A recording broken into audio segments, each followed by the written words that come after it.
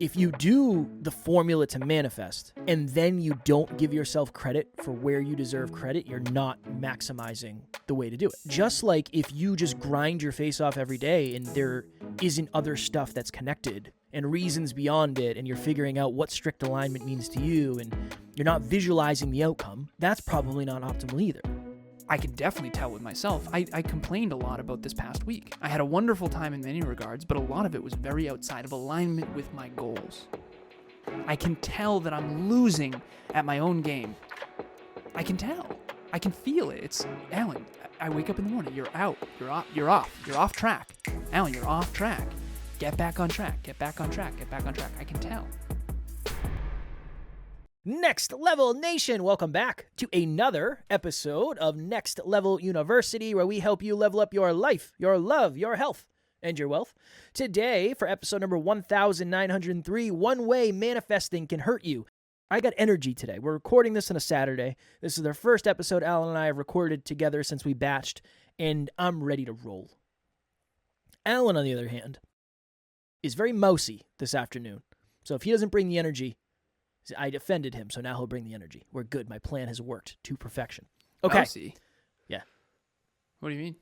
I don't know. It's a word I've heard people use before. I think it's suggestive of a mouse. Would make sense. I feel like, if anything, I've been very outspoken. Lion-like. I've been expressing many. I was out in the world this week. We flew world. to Charleston. We were in South Carolina this past week. Happy Gratitude Day for anyone who celebrated this week. I'm trying to figure out my camera setup here. Okay, so the reason I wanted to do this episode, it's hard when you batch episodes because I don't remember everything we talked about, but I was on a podcast. It was hosted by two therapists, and it was just a really cool conversation. And we were talking about manifestation, and we were talking about purpose and feeling guided and all this stuff.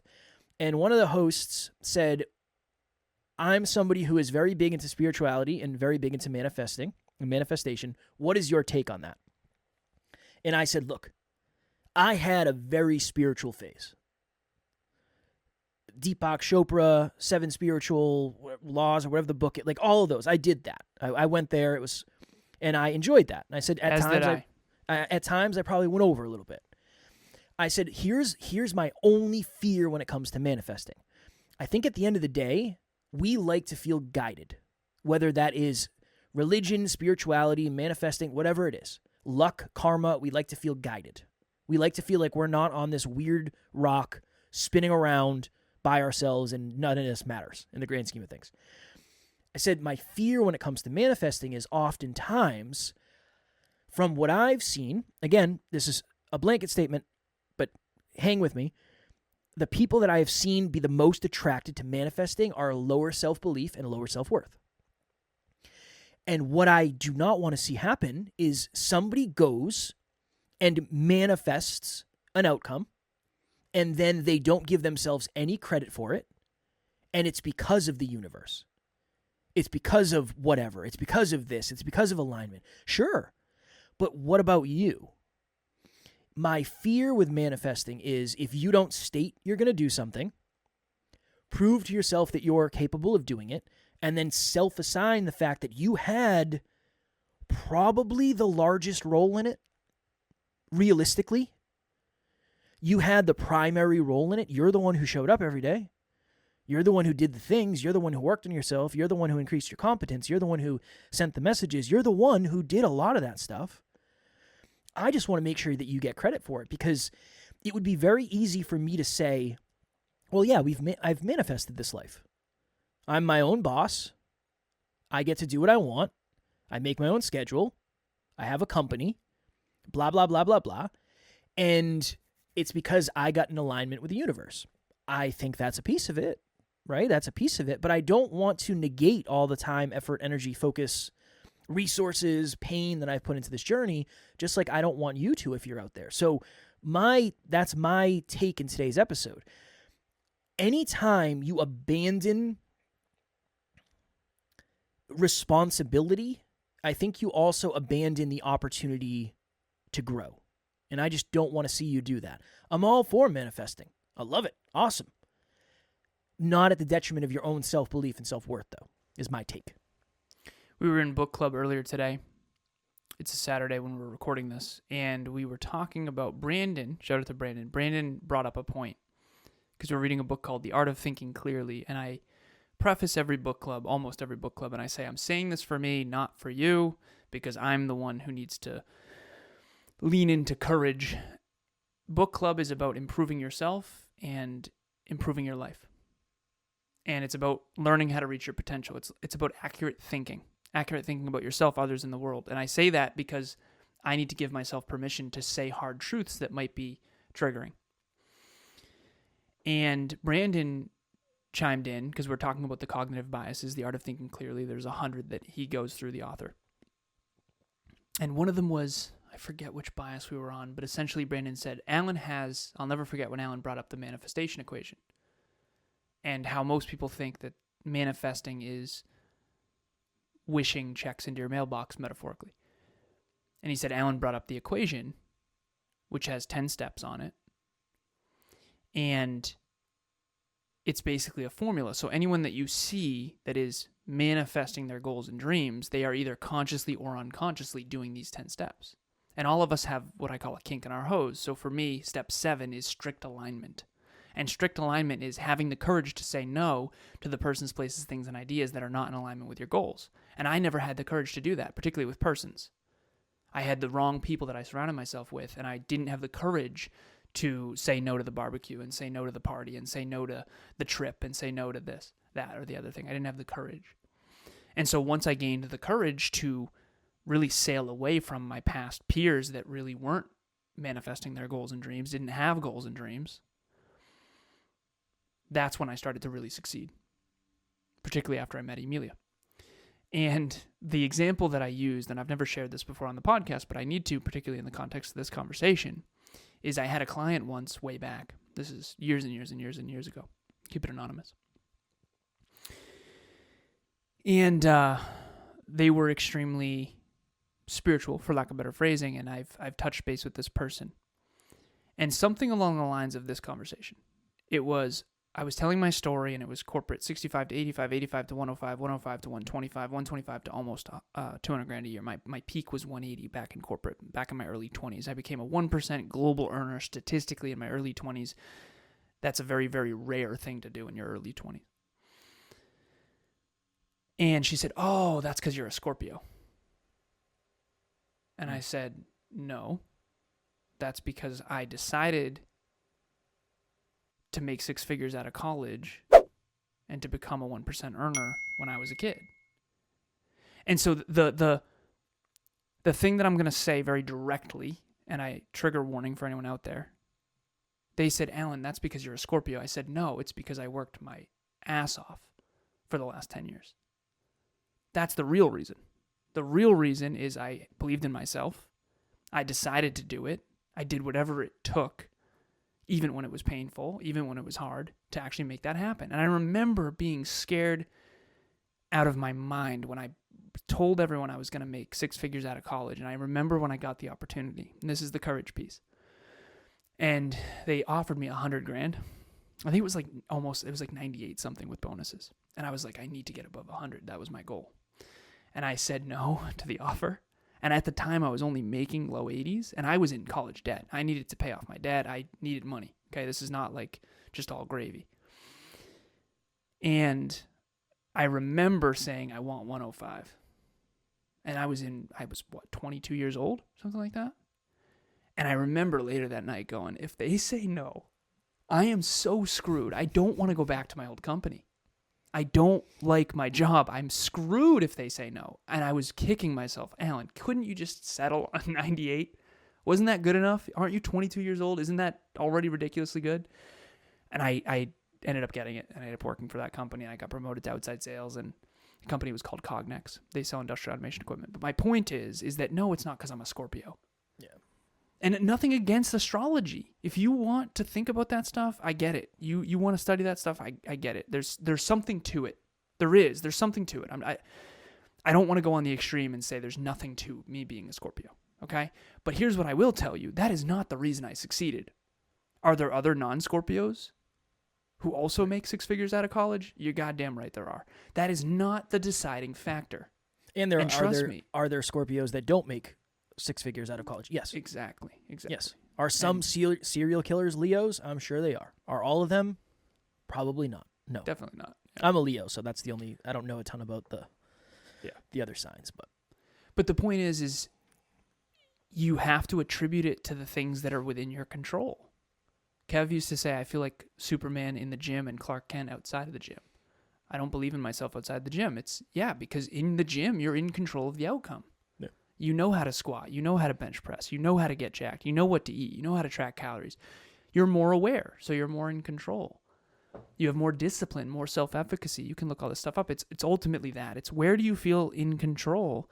And we're reading The Art of Thinking Clearly. He said some people would rather have a map that's wrong than no map at all, because no map at all feels too scary. Well, in Same as Ever by Morgan Housel, he says, unfortunately, many people, and probably most people, care more about certainty than they do accuracy. Certainty of, I want to know the answer, even if the answer isn't the right answer. But to Alan's point, I want you to, whatever level of spirituality you want to have, awesome. I love that. I'm just like Alan said, I'm not making that wrong. I just want to make sure that you give yourself credit for the things that you're doing, because if not, then how do you replicate the results? That. Oftentimes, I think when people talk about alignment, they leave out the fact that, you're the one surrounding yourself with the right people, places, thoughts, ideas, feelings, behaviors. You're the one who's doing that. And yes, then things can start to happen, but I don't know. I want to make sure that you get the level of belief that you deserve based on the effort that you're putting in. Because if not, then how do you replicate the results? Feeling guided is wonderful.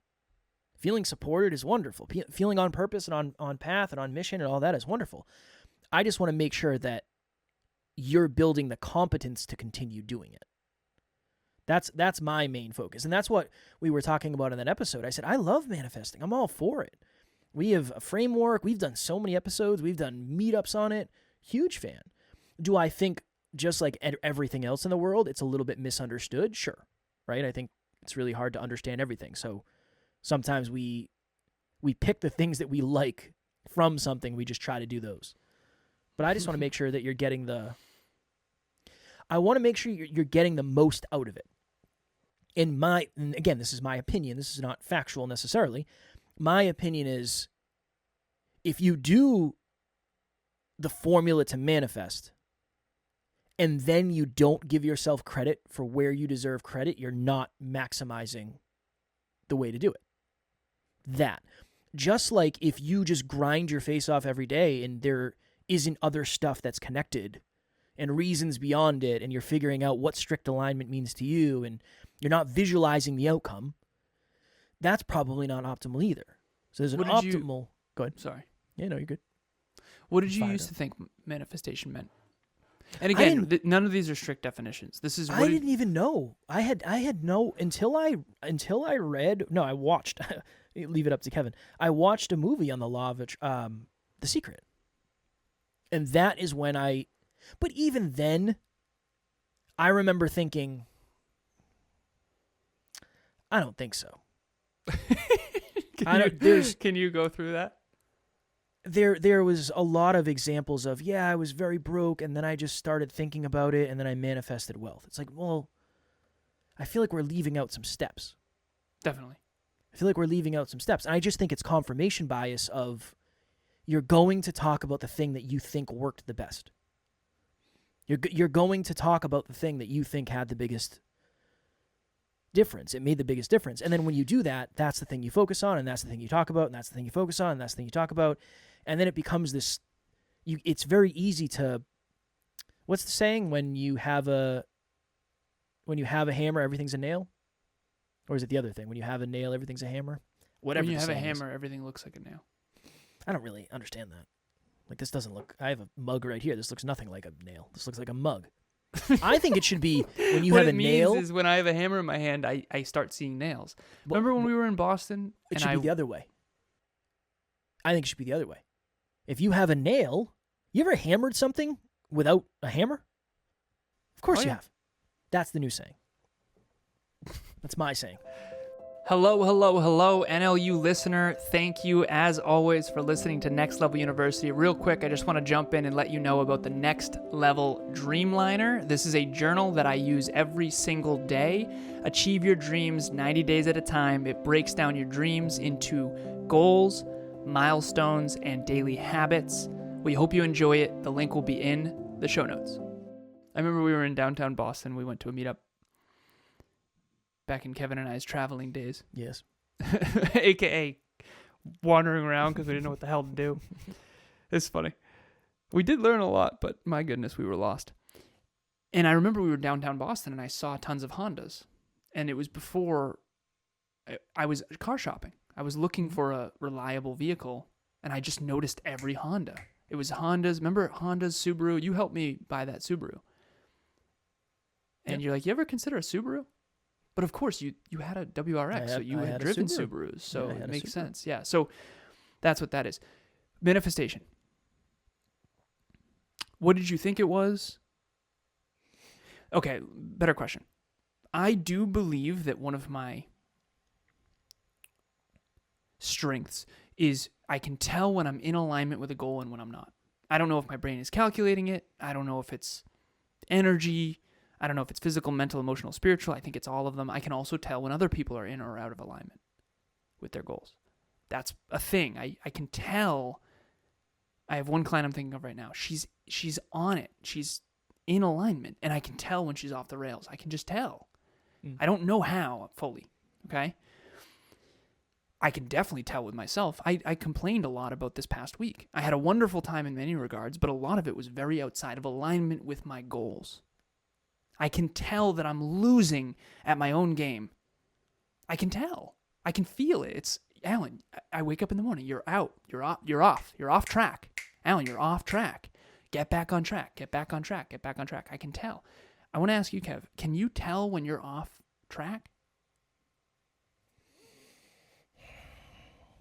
Like, how would you know? How would you know that you're outside of alignment with your goals? If I wasn't doing the behaviors, I think that's the best example. The best example I can give. You said you're in alignment with fitness. You feel good about fitness, yeah? Mm-hmm. Okay. Manifestation means you need to be in alignment with your goals. Boom. Okay. You're in alignment with fitness? Mm-hmm. How do you know? Can you feel it? Or like, what is it for you? Yeah, I can feel it, but I think I just feel the fact that I've been doing it consistently. I'm more conscious of what I eat. Like am I tracking every calorie? No, but I'm thinking, well, okay, this has a lot of protein. Let me optimize for that. So my conscious and unconscious mind are more focused on that than they have been in the past. Right. That's why I believe that I'm just like if Alan and I right now there's what 33 days left in the year, 32, I think, as of today, recording this. We're in the last month of the year, and we're really focused on let's finish this month. So let's finish this year strong. Let's finish this month strong. I'm going to be more focused on money. There will be things that present themselves to me that seem like they come out of nowhere, but they are not out of nowhere. Yeah, it's just like they've always been there. Because I'm car shopping. They've always been there. Yeah. They've always been there. If right now, okay, this is a great way to think about it. If right now you're getting lonely and you're thinking to yourself, oh my goodness, I got to go see my family on the 25th. I'm celebrating Christmas with my family and I cannot show up single again. Can't do it. Every time when are we going to have the grandkids? All that shit. You're going to notice people that you've never noticed before. Yep. And you're going to be open to opportunities that you maybe have never been open to before. Is that everybody goes to the bar more when they're single? Not me. They go out more. If anything, I go out less when I'm single because then I can just be a total. All right, let me rephrase. Everyone swipes on Hinge more when they're single. Well, the point is that everyone's more. One of my favorite things about being in a long-term committed relationship is it cuts out all the noise. Yeah, you don't have to focus. There's no focus. Yeah, it's the best thing in the world. I don't have to worry about it. But the opposite of that. If I said you have 30 days to find a partner, your conscious and unconscious brain are going to be searching for that more than they ever have before. So you're going to see things that you never saw before. That is a large piece of manifestation. Then it's about moving the pieces. Well, okay, where would I meet someone that I would aspire to be? Yeah, there's an event coming up. Cool. Let me put myself in the orbit of other people that might be interested in what I'm. That's something you're doing. That's on you. That's conscious. That's conscious behavior. That's conscious effort. That's conscious planning. I never understood. I had never heard of manifestation until I watched the movie on The Secret. Then I was like, this is absolute garbage. Because the way it was just so sensationalized. Mm-hmm. Then, probably like 2 years later, you and I were working together, 3 years later, 2 or 3 years later. And then I started to read books about manifestation and the law of attraction. I said, okay, it's not what it was shown to be, mm-hmm. but there are some fundamentals that I think would be really, really impactful. Also, now more than ever, I think Think and Grow Rich is terrible. Mm-hmm. Now when I think back about it, that's a book that everybody recommends. I think that's a terrible book. There are some parts of it that I think are very powerful, and most of it is, put it this way, as I've grown and evolved, from the beginning of my self-improvement journey 10 years ago, and obviously it wasn't the beginning, but 10 years ago, Allen version 2.6 listened to / read Think and Grow Rich and was intrigued and interested and was compelled. Now, when we read it in book club, I think for book 8 or something, I think we're at 19 now, I wish I had never picked it. Mm. Not because there aren't powerful principles in there, but because there's definitely some racism and sexism that I didn't realize. For sure. But also, it's much less sound. It's just outdated. It's old. It's not as based on the neuroscience. I listened to a TED Talk earlier today about how if you can learn how to control your attention, you can captain and dictate your own life. And it talks about how if you can't control your attention, you're basically a victim to circumstance. And that's very true when you look at the neuroscience of, there was a Venn diagram in the TED Talk that talked about passion, attention, and practice. So you set a goal to become a better basketball player. You're passionate about basketball. You put your attention on dribbling, and you practice dribbling every day with your left hand. You're going to be better than the version of me that doesn't, or whoever that never practices with their non-dominant hand. And with Think and Grow Rich, with these different books that are older, I've come to find that there's merit to them, but there's always garbage. Every book is a percentage great and a percentage that I think is garbage. And as I recommend books, because that's actually something that I've been really grateful. People, even Emilia's sister this past week, she said, what are your book recommendations?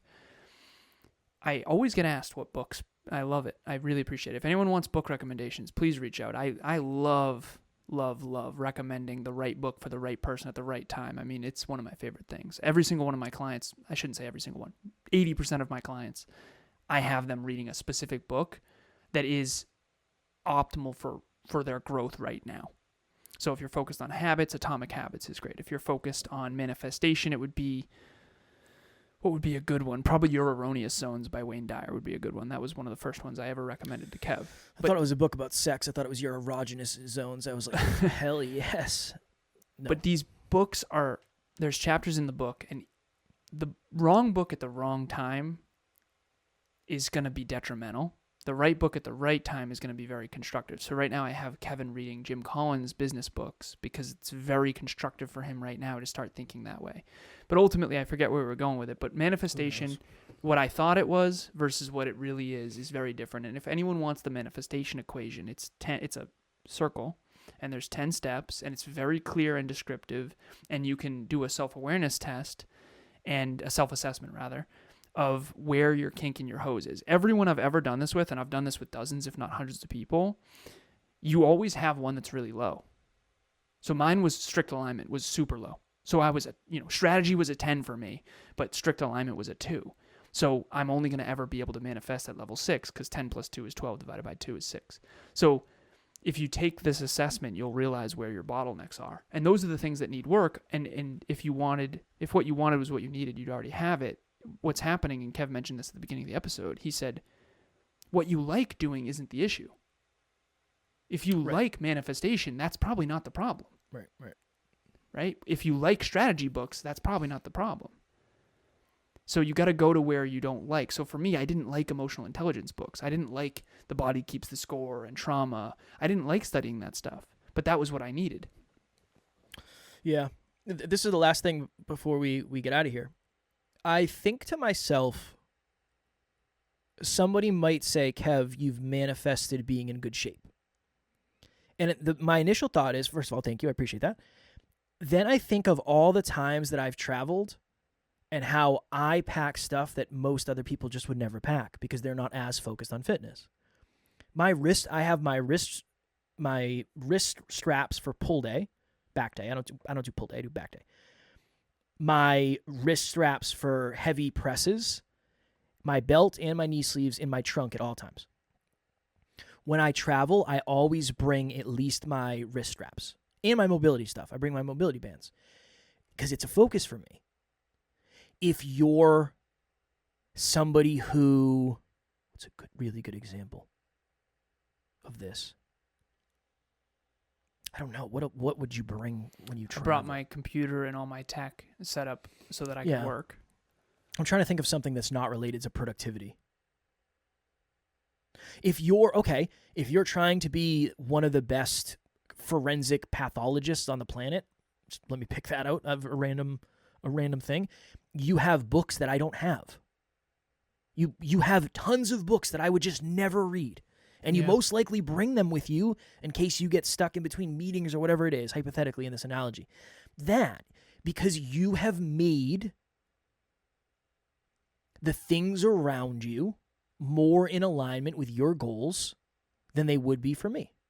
That is a huge, huge, huge piece of it. There's, what is it when you, hold on, it's a P word, within a certain distance of, P word. Proximity. You have things that are in alignment, in closer proximity to you than I do. Just like I might have different stuff when it comes to podcasting. When I travel, I always have my microphone. I always bring one of these mics, always, when I travel. Always. Just in case. I don't know what's going to happen, but I always bring a microphone just in case. If you're a musician, if you're a rapper, you always bring a microphone with you. You always have your notepad. You always have certain things because that's what you're manifesting. So that is the end for me. That's all I have. Fired up about this episode. Yeah, if you want the manifestation equation, it'll be at a link in the show notes. I'm going to send it to the production team, and the self-assessment will be very powerful.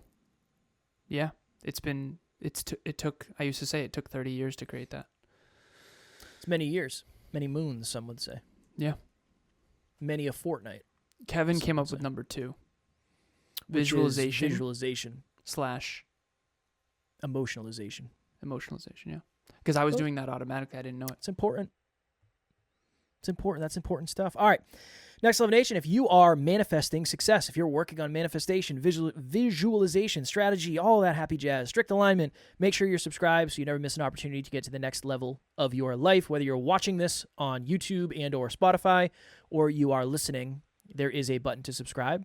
So do so if you would be so kind, and you'll never miss an opportunity to level up. Email me, alan@nextleveluniverse.com. Say, hey, I want to do the manifestation assessment. We'll jump on a 30-minute free session, and I'll explain each one to you, and we'll do 0 to 10 where you're at, and we'll figure out exactly what your bottleneck is. Totally free, no strings attached. Boom. Send me an email. As always, we love you. We appreciate you. Grateful for each and every one of you. And at NLU, we don't have fans. We have family. We will talk to you all tomorrow. Talk to you soon.